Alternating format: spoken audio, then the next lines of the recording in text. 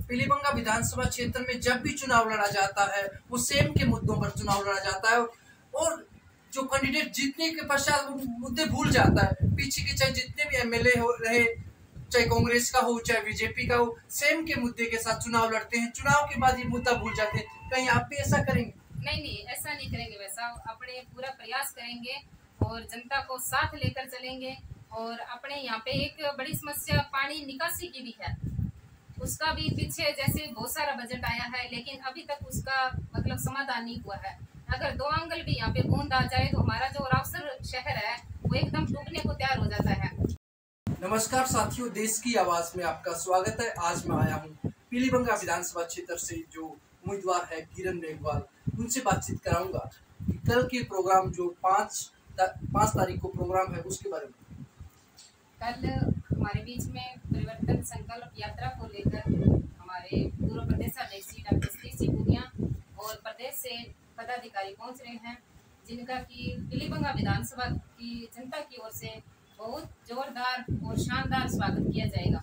परिवर्तन संकल्प यात्रा इन अपने सरकार राजस्थान के अंदर कांग्रेस की सरकार है, तो लोगों में बहुत भारी रोष है। लोगों को परिवर्तन चाहिए और भारतीय जनता पार्टी सरकार को लाने के लिए एक परिवर्तन करना चाहते हैं और जन जन में यही आवाज है कि भारतीय जनता पार्टी को ही राजस्थान में लाया जाए।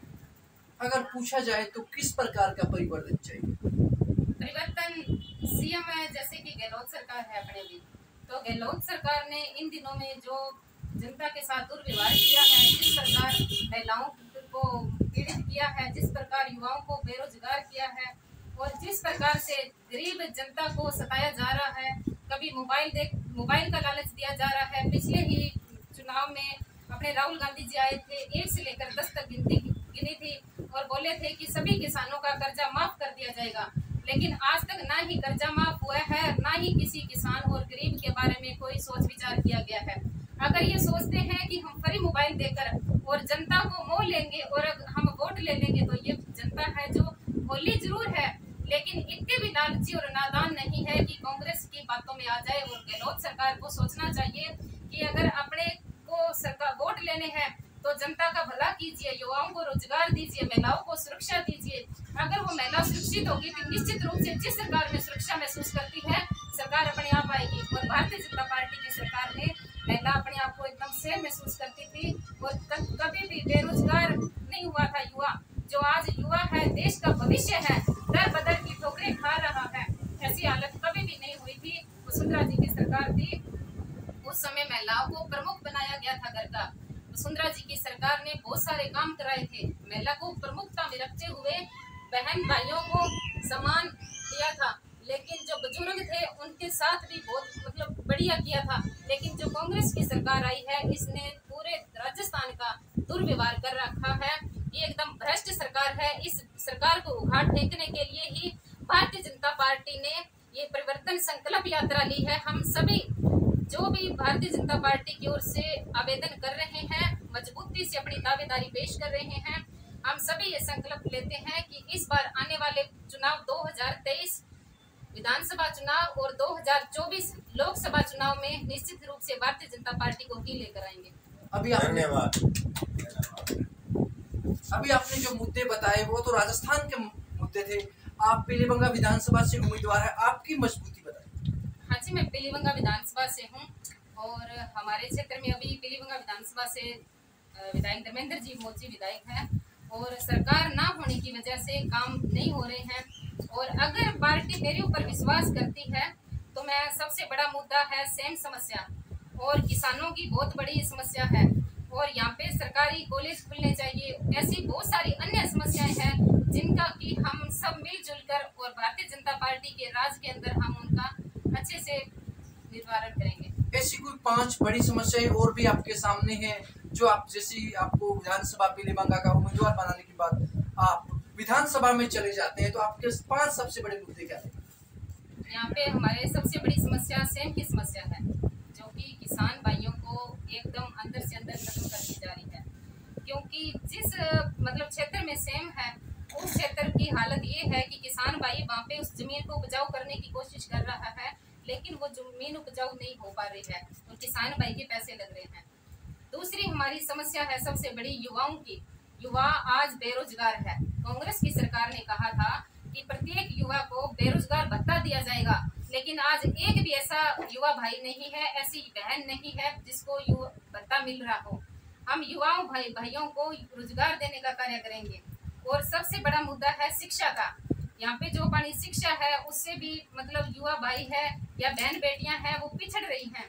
उनको शिक्षा के रूप में आगे लेकर आने के लिए जैसे नरेंद्र मोदी जी ने अभी कॉलेज खोले हैं, ऐसे अपने विधानसभा के अंदर ज्यादा से ज्यादा सरकारी कॉलेज खोले जाएं, जिससे कि बहन बेटियों को बाहर जाने की आवश्यकता ना हो, अपने विधानसभा के अंदर वो अपनी शिक्षा ग्रहण कर सके। पीलीबंगा विधानसभा क्षेत्र में जब भी चुनाव लड़ा जाता है वो सेम के मुद्दों पर चुनाव लड़ा जाता है और जो कैंडिडेट जीतने के पश्चात वो मुद्दे भूल जाता है। पीछे के चाहे जितने भी एमएलए हो रहे, चाहे कांग्रेस का हो चाहे बीजेपी का हो, सेम के मुद्दे के साथ चुनाव लड़ते हैं, चुनाव के बाद ये मुद्दा भूल जाते हैं। कहीं आप भी ऐसा करेंगे? नहीं, ऐसा नहीं करेंगे। वैसा अपने पूरा प्रयास करेंगे और जनता को साथ लेकर चलेंगे।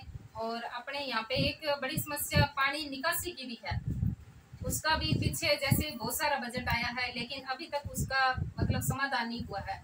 अगर 2 आंगल भी यहाँ पे बूंद आ जाए तो हमारा जो रावसर शहर है वो एकदम डूबने को तैयार हो जाता है। लेकिन अपने पूरा प्रयास करेंगे भी, हर समस्या से जूझते हुए हर समस्या का अपने समाधान करेंगे, सबको साथ लेकर चलेंगे। किरण मेघवाल की आमजन से क्या अपील रहेगी? मेरी आमजन से अपील है, इस बार मैं भी पीलीबंगा विधानसभा से आप सभी के आशीर्वाद से पीलीबंगा विधानसभा की सेवा करना चाहती हूँ। अगर भारतीय जनता पार्टी मेरे ऊपर विश्वास करती है, अगर मेरे को सिंबल देती है, तो मैं सबको साथ लेकर चलूंगी। जो भी टिकटार्थी हैं, टिकट का आवेदन कर रहे हैं, उन सबको मैं साथ लेकर चलूंगी। हर बुजुर्ग को साथ लेकर चलूंगी, हर 36 कौमों को मैं साथ लेकर चलूंगी। और आने वाले चुनाव 2023 में पार्टी अगर मेरे पर विश्वास करती है तो निश्चित रूप से विधानसभा में मैं कमल का फूल खिलाऊंगी। पीलीबंगा विधानसभा क्षेत्र में किरण मेघवाल अन्य उम्मीदवारों से बेहतर है, क्यों?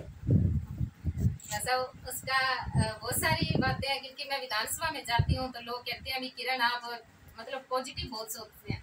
जैसे कोई मेरे सामने जो सामने वाला कैंडिडेट है, जैसे कि आज हमारे विधायक जी धर्मेंद्र जी है या द्रौपदी जी है, कोई भी है, तो मैं उनकी कभी भी किसी प्रकार से कटाक्ष नहीं करती हूँ। उनके द्वारा किए गए कार्य ही गिनाती हूँ। द्रौपदी जी ने ये कार्य कराया, विधायक धर्मेंद्र जी ने ये कार्य कराया, आने वाले समय में मैं भी उनसे ज्यादा कार्य करवाऊंगी। और किरण मेघवाल इस चीज का विरोध नहीं करती, धर्मेंद्र मोदी, कैलाश मेघवाल, द्रौपदी मेघवाल का, लेकिन जनता विरोध करती है। आपको जनता का साथ देना होगा, तो आप उन मुद्दों पे बात करें। वैसा हमारे लिए पार्टी सर्वोपरि है और पार्टी जिसको सिंबल देती है हम उनके साथ लगेंगे, लेकिन प्रायोरिटी के अंदर मैं खुद को रखूंगी। फिर भी अगर पार्टी किसी और को देती है, हम चारों में से किसी को देती है, तो सबको साथ लगाऊंगी, खुद भी साथ लगूंगी। हमारा उद्देश्य एक ही है कि पीलीबंगा विधानसभा के अंदर कमल का फूल खिलना चाहिए, वो चाहे कैसे भी हो, कुछ भी हो, उसके लिए हमें कोई भी प्रयास करना पड़ेगा। क्योंकि इस बार कांग्रेस भी बड़े दांवपेच आजमाएगी। पिछले 10 सालों में कांग्रेस भी इस पीलीबंगा की राजनीति से काफी दूर जा चुकी है, वो भी अपने दांवपेच लगाएगी, तो आपकी मजबूती शायद कांग्रेस को पीछे धकेल देगी। हाँ जी भाई साहब, क्योंकि मैंने अभी लोग कहते हैं कि कोई जयपुर जा रहा है, कोई दिल्ली जा रहा है, कोई कहीं, मैंने वैसा हमेशा धरातल को मजबूत करने का प्रयास किया है। मैं एक सामान्य से परिवार से निकली हुई बेटी और बहू हूँ, और मेरा हमेशा प्रयास रहा है कि मैं ज़्यादा से ज़्यादा नारी शक्ति को अपने साथ जोड़ूँ। अभी आप देखोगे जो कल संकल्प यात्रा होगी, उसमें जो भी सभा होगी, उसमें मेरे सभा में सबसे ज़्यादा महिला और बुजुर्ग होंगे। जो भी हमारे पार्टी के वरिष्ठ हैं, मेरा प्रयास रहता है उन जो वरिष्ठ बुजुर्ग हैं उनको मैं साथ लेकर चलूँ, उनके मार्गदर्शन से चलूँ। सबका मेरे ऊपर पूरा विश्वास है, 36 कौम मेरे ऊपर विश्वास करती है। और चुनाव जीतना हारना ये भाग्य की बात है, लेकिन मेरे को विश्वास है कि भारतीय जनता पार्टी मेरे को सिंबल देगी और मेरे को इस बार पीलीबंगा विधानसभा में सेवा करने का मौका अवश्य देगी। मैं अपनी पीलीबंगा विधानसभा के क्षेत्रवासियों की ओर से पार्टी से निवेदन करती हूँ कि इस बार वो मेरे ऊपर भी विश्वास करे, एक बार वो भी देखें कि जो हमारी बेटी किरण है 10 सालों से लगातार प्रयास कर रही है, वो भी हमारे बीच में एमएलए के रूप में उभर के आई। यही मेरी जनता की आवाज